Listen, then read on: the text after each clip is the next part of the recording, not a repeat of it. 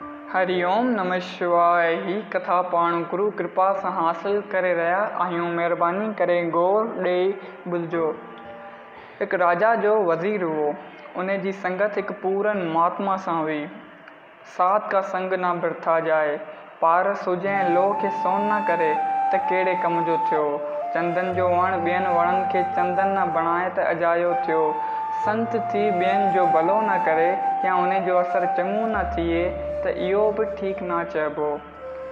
उन संत बि ख़्यालु कयो त वज़ीर थो शेवा करे त मां बि इन जो को भलो कयां।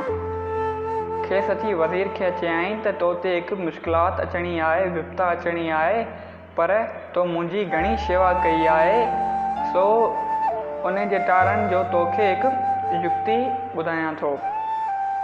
तुंहिंजे पुत्र ते हिकु कलंक लॻणो आहे, जंहिं करे राजा तुंहिंजे पुत्र सां गॾु तोखे बि सज़ा ॾींदो। इन करे तूं यकदमि पंहिंजे पुत्र खे हिकु पेतीअ में बंदि कराए राजा जे खज़ाने में रखी छॾ ऐं उन जी कुंजी बि राजा खे रखण लाइ ॾेई छॾ।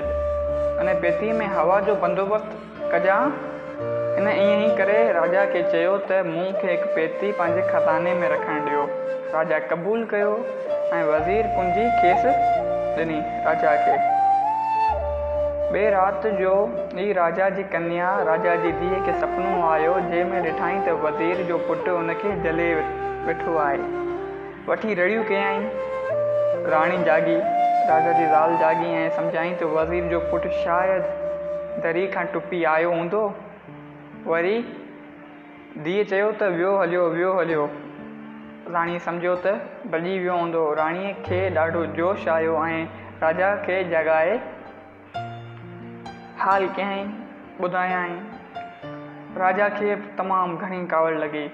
सुबुह थियो त राजा दरबार में अचणु शर्त हुकुम कयो त वज़ीर ऐं संदसि पुट खे पकिड़े वठी अचो। महात्मा वज़ीर खे बि उन राति पाण वटि विराए छॾियो हुओ। सारो ॾींहुं हिननि जी ॻोल्हा थी ऐं शहर में हाहाकार मची वई, पर हू लभनि ई न। आख़िर राति जो राजा घर मोटियो त कन्या खां पुछियाईं त बचा ॿुधा त सही त हू आयो कीअं ऐं छा थे कयाईं। हिन चयो त बाबा हू त सिर्फ़ु हिकु सुपिनो हुओ ऐं मूं सुपिने में रड़ियूं थे कयूं। विपता जो समूह जो वज़ीर ऐं संदसि पुट ते हुओ हिन तरह गुज़री वियो। संत ॿिए ॾींहुं वज़ीर खे वठी राजा वटि वियो ऐं वञी खेसि चयाईं त राजन, हिन में तुंहिंजो बि ॾोह कोन आहे। रुॻो वज़ीर जे पुट ते कलंक अचणो हो, मगर वज़ीर जो पुट त अव्हां जे खज़ाने में 3 ॾींहंनि खां बंदि थियो वेठो आहे।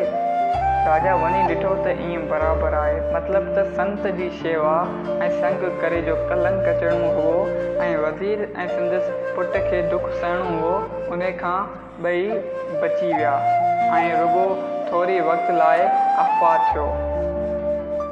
चओ जय सिया राम। संत जो संग कॾहिं बि अजायो न थो वञे। अगरि हीअ सुहिणी कथा तव्हांखे वणी आहे त हिन कथा खे पंहिंजनि सां गॾु शेयर कयो। जेतिरो थी सघे असांजे YouTube चैनल ते वञो, आत्मज्ञान ते, उते असांजूं पुराणियूं कथाऊं ॿुधो ऐं उन्हनि खे लाइक कयो। चओ जय सिया राम।